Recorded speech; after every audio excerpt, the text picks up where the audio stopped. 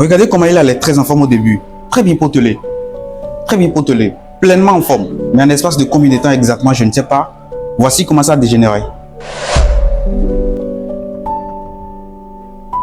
Personnellement, je ne le connais pas, mais tout ce que je peux dire, c'est repose en paix, Monsieur Judigal Baguedi. Vous avez, c'est tellement dommage parce que lorsque vous avez le paludisme, vous avez des maux de tête. Lorsque vous avez le paludisme, vous avez la fièvre, vous avez le corps qui est chaud. Vous avez le goût qui est parfois perturbé. Et là, vous dites, attention, ça ne va pas, je ne me sens pas bien, je viens à l'hôpital. Lorsque vous avez l'insuffisance rénale chronique qui amène à faire la dialyse, il n'y a pas de signe généralement. Vous n'allez presque rien ressentir. Vous vivez votre vie comme cela se doit. Et puis lorsque le diagnostic est fait, généralement, c'est à une phase tellement tardive que c'est la dialyse. Vous n'allez jamais entendre quelqu'un qui a fait une insuffisance rénale, c'est-à-dire les reins sont complètement défaillants. Et cette personne a commencé à faire la dialyse rénale. Et à un moment donné, les reins ont repris leur travail. Jamais vous ne verrez. Le traitement, lorsqu'on commence avec la dialyse, c'est à vie. Généralement, 2 à 3 séances par semaine. Les frais, n'en parlons même plus. À moins qu'à un moment donné, on a trouvé un donateur, quelqu'un qui a accepté de donner un de ses reins et donc on le lui a transplanté. Sinon, c'est à vie. Cependant, il y a de ces petites habitudes, il y a de ces petits comportements que nous avons tous les jours qui nous rapprochent peu à peu de l'insuffisance rénale chronique et ensuite donc la dialyse. Vous avez uriné le matin, tu t'es levé le matin, tu as uriné. Les urines sont complètement jaunes, complètement jaunes. À 10h, à 11h, tu as uriné encore, les urines sont également complètement jaunes, bien jaunes. Ça ne te dit rien.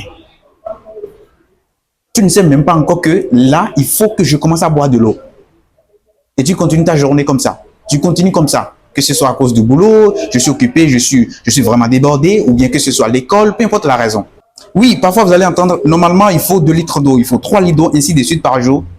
Mais faire le calcul, respecter les proportions, ce n'est pas souvent très pratique. Et donc, à chaque fois que vous urinez et que vous constatez que vos urines deviennent de plus en plus jaunes, sachez que la quantité d'eau que vous envoyez dans votre organisme devient de moins en moins importante. Et là, il faut boire de l'eau. Les spécialistes en néphrologie vont vous dire que voilà, vous faites une hypoperfusion rénale qui plus tard vous a amené à faire ce qu'on appelle l'insuffisance rénale chronique et donc la dialyse. Parce que vous n'avez pas bu suffisamment d'eau, mieux, vous ne buvez pas suffisamment d'eau. Vous pouvez faire le paludisme, simplement. Le paludisme peut vous amener à développer une insuffisance rénale et plus tard, celle chronique. Oui. Toutes les maladies infectieuses d'ailleurs. Toujours est-il que toutes les fois ou chaque fois que vous buvez constamment de l'eau, ça vous permettra d'éliminer les bactéries, de favoriser, de permettre aux reins de fonctionner comme cela se doit, de faire son mieux pour éliminer les toxines. Et là, il n'y a pas de problème. La deuxième chose que vous devez absolument savoir, c'est la quantité de sel que vous envoyez chaque jour dans votre organisme. Je le dis ici 40 000 fois. Et là, l'un des plus gros pièges que nous avons souvent, ce sont les industriels. C'est pour ça, lorsque vous êtes habitué aux produits transformés, aux produits ultra transformés, vous n'aimez pas manger chez vous. Vous aimez acheter à manger un peu partout. Vous êtes exposé à tout et à n'importe quoi. C'est comme ça. Parce que les industriels, qu'est-ce qu'ils font souvent? Déjà, sachez que l'un des conservateurs les plus importants que nous retrouvons le plus souvent dans des produits transformés, ceux ultra transformés, ceux en boîte, etc., c'est le sel. Le sel, c'est un conservateur. Il est très utilisé.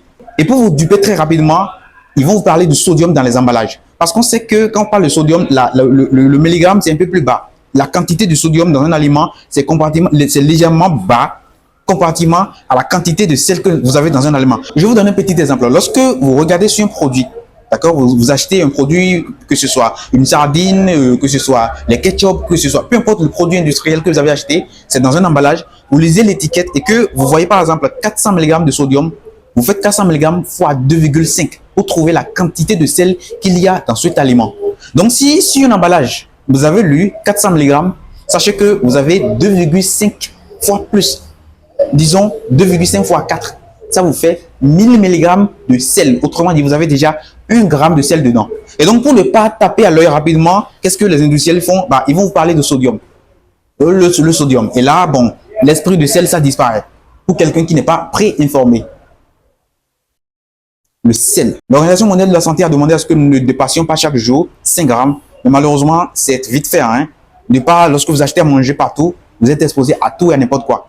Quelle bonne dame qui veut vendre pour tous les quartiers, la dame qui doit servir des dizaines, des milliers de personnes, vendra à manger pour pas mal de personnes.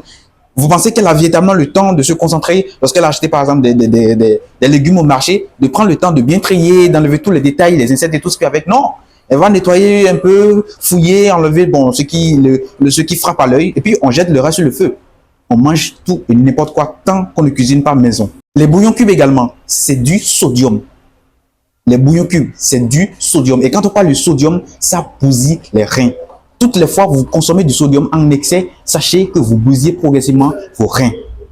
Et je le dis, au début, il n'y a pas de signe. Ce n'est qu'à un stade tellement avancé que vous allez commencer à ressentir les premiers signes. Et là, c'est la dialyse. Et ensuite, il y a également l'hypertension artérielle. J'ai déjà fait une vidéo dans laquelle j'ai expliqué comment est-ce que l'hypertension artérielle bousille la vie des dizaines de milliers de personnes à travers le monde. Et parmi les conséquences, j'ai parlé de l'insuffisance rénale chronique.